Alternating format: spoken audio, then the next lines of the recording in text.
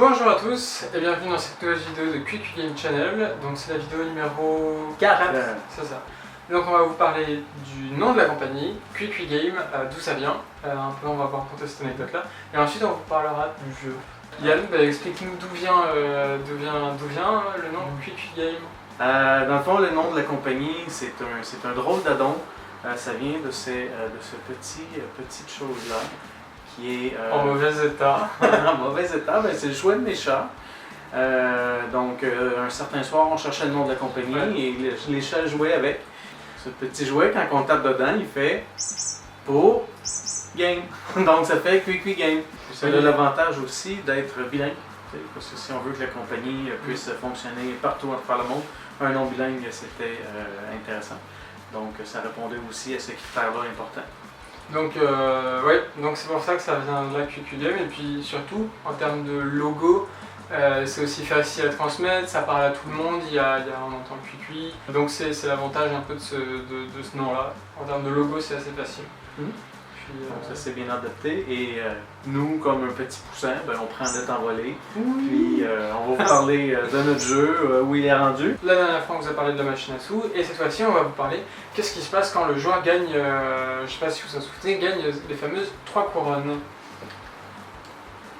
Donc on va laisser Hippolyte partir sur son laptop. Donc ce qu'on a fait, c'est pour les besoins de la vidéo, on a un peu modifié le jeu pour nous permettre de se rendre dans les mini-jeux, dans les bonus, même si on n'a pas les couronnes. Donc on a un peu cheaté, s'assurer qu'on puisse vous montrer les étapes suivantes. Donc le joueur du coup, dans ce que vous allez voir, gagne à tous les coups sur la machine à sous, même si les symboles sont pas les bons. Donc là vous allez le voir, on va démarrer, donc ça c'est ce que vous avez vu dans la dernière vidéo. On va démarrer la machine à sous et quel que soit le résultat, le joueur va forcément débloquer le mini-jeu bonus et donc va entrer dans la caverne par la porte de gauche et c'est là qu'il va débloquer le mini-jeu bonus. Donc quand le joueur choisit sa mise, on va choisir 3, on part la machine à sous et là, suspense, c'est pas les bons symboles, mais ça démarre le mini-jeu bonus. Vas-y Yann, explique-nous un peu. Donc on arrive dans le mini-jeu bonus, donc cette salle-ci, c'est la salle de la lave. Ce qu'on présente aux joueurs, c'est 3 coffres. On va devoir sélectionner un des coffres. À l'intérieur des coffres, il va y avoir une clé. Sur une de ces clés-là va nous permettre de débarrer la porte. Donc possibilité de 3 clés, donc la mauve, la verte et la rouge. Donc dans ce tableau-ci, on voit que la mauve a une étoile, donc c'est elle qui nous permet de passer au prochain niveau. La verte c'est 30 crédits, la rouge c'est 60 crédits. Puis en fonction de combien de crédits on a mis ici au début, donc 1, 2 ou 3, les prix ici vont changer. Okay. Donc je vais lancer le jeu, je vais sélectionner le coffre du milieu. C'est toujours... Et on va voir si, vas-y Yann, sélectionne notre coffre et montre-nous si tu gagnes et il a gagné. Alors ça c'était...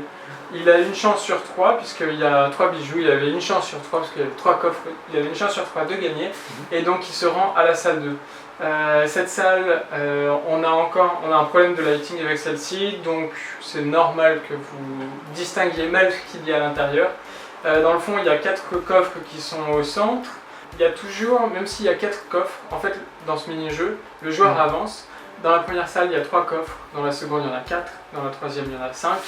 Et s'il passe, et à chaque fois, il n'a qu'une chance sur l'ensemble des coffres d'obtenir la bonne clé pour continuer à avancer.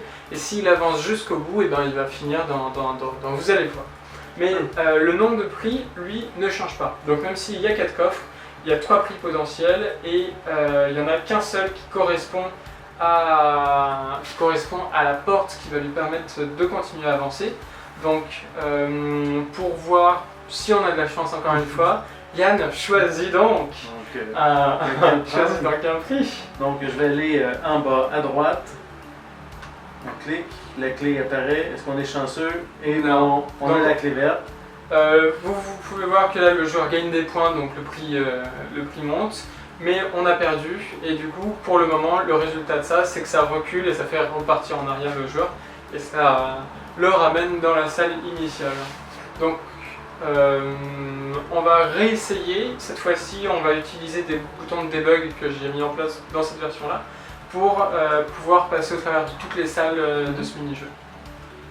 Donc ça va de soi, les boutons de debug ne seront pas dans les versions qu'on va releaser. C'est vraiment pour vous permettre de découvrir puis partager avec vous ce qu'on a fait. Donc on repart, on retourne dans la première salle.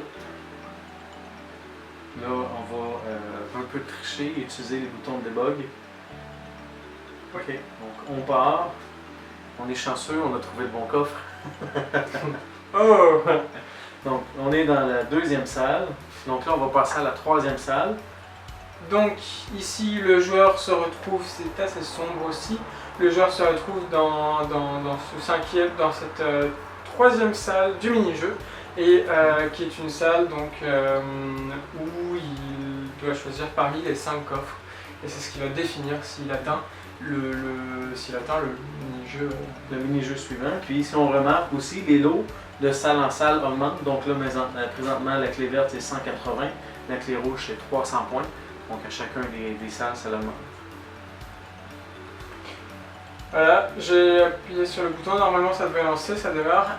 Ici il y a une porte qui, si on jouait normalement, s'ouvrirait. Et là le joueur est en train d'arriver dans la toute dernière salle, qui est donc la salle un peu la salle au trésor. Le prix des lots est vraiment plus haut et plus conséquent.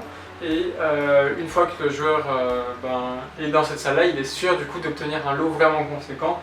Ici ça va de 600 à 3000. On ne sait pas encore quelle monnaie on utilise ou comment on la représente.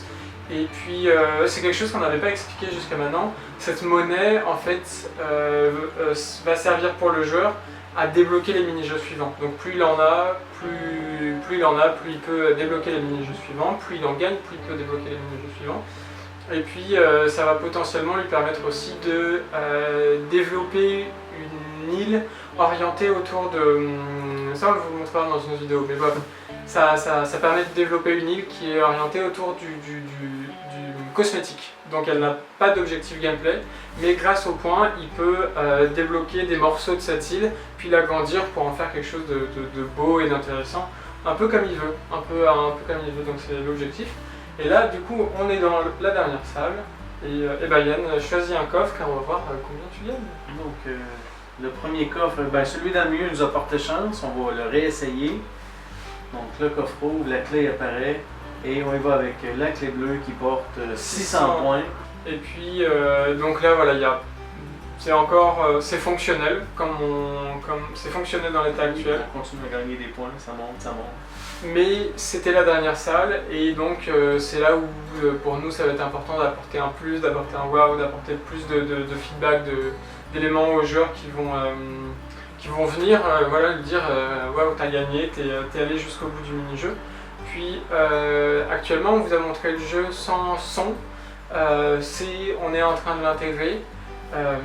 Donc sans le son on est en train d'intégrer, puis les visuels aussi, le UI toujours est en placeholder, ça devrait changer.